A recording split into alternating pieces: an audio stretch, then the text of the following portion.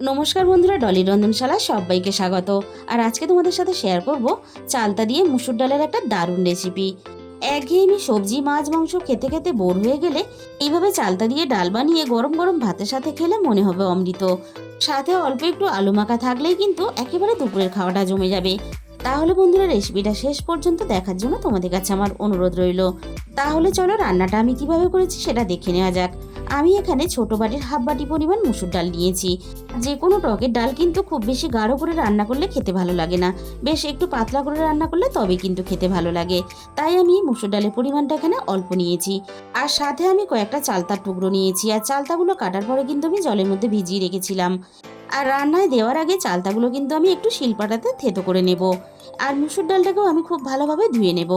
চালটা যদি একটু থেতো করে নিয়ে রান্নাতে দেওয়া হয় তাহলে চালটা সুন্দরভাবে টকটা কিন্তু বেরিয়ে আসবে।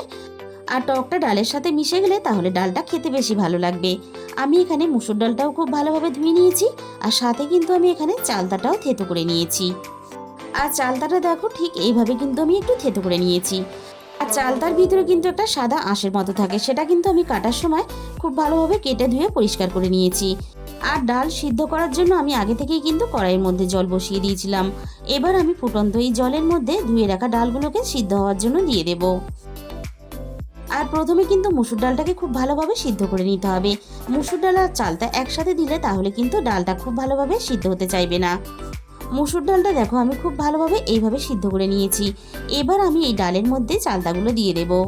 বন্ধুরা, তোমরা মুসুর ডাল দিয়ে অনেক রকমের টক দিয়ে হয়তো রান্না করে খেয়েছো, তবে একবার হলো এইভাবে চালতা দিয়ে মুসুর ডালের এই রেসিপিটা বানিয়ে দেখো।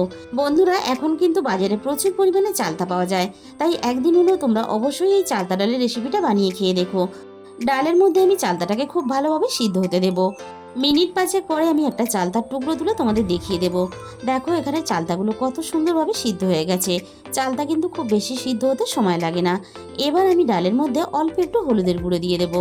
আর যে কোনো টকের ডালে খুব বেশি পরিমাণ কিন্তু হলুদ দিলে ভালো লাগে না, তাহলে রান্নার কালারটাও দেখতে ভালো লাগে না, খেতেও ভালো লাগবে না। তাই হলুদের পরিমাণটা কিন্তু অবশ্যই কম দেবে। আমি ডালটাকে একটা চামচের সাহায্যে খুব ভালোভাবে ঘেঁটে দিলাম। তোমরা চাইলে ডাল কাটা দিয়েও ঘেঁটে দিতে পারো। আর ডাল আমি আরও একটু পাতলা করে রান্না করব, তাই আমি এখানে মাঝারি সাইজের বাটির এক বাটি পরিমাণ উষ্ণ গরম জল দিয়ে দিলাম। এবার আমি ডালের মধ্যে স্বাদ মতো লবণ দিয়ে দেব। এবার আমি ডাল মিনিট পাঁচেকের মতো ফুটিয়ে খুব ভালোভাবে রান্না হতে দেব। মিনিট পাঁচ ছয়েকের মতো আমি ডাল ফুটিয়ে খুব ভালোভাবে রান্না করে নিয়েছি। এবার আমি তোমাদের দেখিয়ে দেবো চালতাটা কতটা সুন্দরভাবে সিদ্ধ হয়ে গেছে। চালটা কিন্তু ডালের সাথে এইভাবে ভালো করে সিদ্ধ করে নিতে হবে, তাহলে চালতার টকটা ডালের সাথে খুব সুন্দরভাবে মিশে যাবে। আর তাহলে ডালের মধ্যে টক ভাবটাও চলে আসবে, আর খেতেও ভালো লাগবে। আর ডালটা দেখো ঠিক এরকম করে কিন্তু পাতলা করে রান্না করতে হবে। এবার আমি ডালটাকে কড়াই থেকে নামিয়ে নেব। কড়াইটা আমি ধুয়ে পরিষ্কার করে আবারও গ্যাসের মধ্যে বসিয়ে দিয়েছি। এবার আমি কড়াইয়ের মধ্যে দিয়ে দেব অল্প একটু সর্ষের তেল।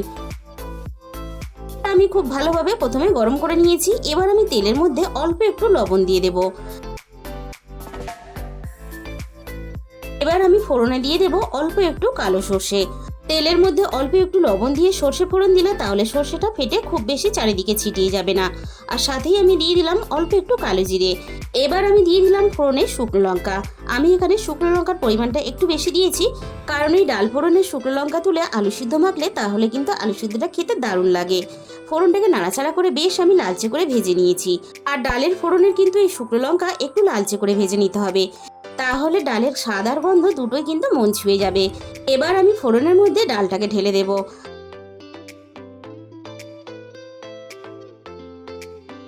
এবার আমি ডালের মধ্যে অল্প একটু স্বাদ মতো চিনি দিয়ে দিলাম। অল্প একটু চিনি কিন্তু অবশ্যই ব্যবহার করবে, তবেই কিন্তু ডালের মধ্যে টকের স্বাদটা ব্যালেন্স হবে। আবারও আমি ডালটা মিনিট 6-7 মতো খুব ভালোভাবে ফুটিয়ে রান্না করে নেব। ডাল যত ভালোভাবে ফুটিয়ে রান্না করবে তত কিন্তু ডালের স্বাদ ভালো হবে। এবার আমি চামচের সাহায্যে চালতাগুলো এভাবে একটু ডালের মধ্যে ঘেঁটে দেব, তাহলে ডালের মধ্যে চালতার যে নিজস্ব গন্ধ সেটা কিন্তু সুন্দরভাবে মিশে যাবে। আর ভাতের সাথে যখন মেখে খাবে তখন সামনে মাংস কালিয়া যাই থাকুক না কেন, এই ডাল দিয়েই কিন্তু পুরো ভাতটা খাওয়া হয়ে যাবে। ডালটা আমি 6 থেকে 7 মিনিটের মতো ফুটিয়ে খুব ভালোভাবে রান্না করে নিয়েছি। এবার আমি নামিয়ে নেব। বন্ধুরা, একদিন হলো তোমরা এই চালতা ডালের রেসিপিটা বাড়িতে অবশ্যই ট্রাই করে দেখো। আমি তোমাদের কথা দিলাম ভালো তোমাদের লাগবেই। তাহলে বন্ধুরা আজকের এই রেসিপিটা ভালো লাগলে ভিডিওতে একটা লাইক করে দিও আর নিজেদের বন্ধুদের মধ্যে শেয়ার করে দিও। আর যে সমস্ত নতুন বন্ধুরা এখনো পর্যন্ত আমার চ্যানেলটাকে সাবস্ক্রাইব করোনি, এরকম নতুন নতুন রেসিপি পেতে আমার চ্যানেলটাকে সাবস্ক্রাইব করে পাশে থাকা বেল আইকনটা ক্লিক করে অল করে দিও। তাহলে আমি যখনই কোনো নতুন রেসিপি আপলোড করব সবার আগে তোমার কাছে পৌঁছে যাবে। আর সব শেষে জানাই আমার এই ছোট্ট পরিবারের সমস্ত বন্ধুদের শুভ বিজয়া দশমীর অনেক অনেক শুভেচ্ছা ও ভালোবাসা। আর আমার এই রেসিপিটা শেষ পর্যন্ত দেখার জন্য তোমাদের সবাইকে অসংখ্য ধন্যবাদ। আজকে তাহলে এই পর্যন্ত।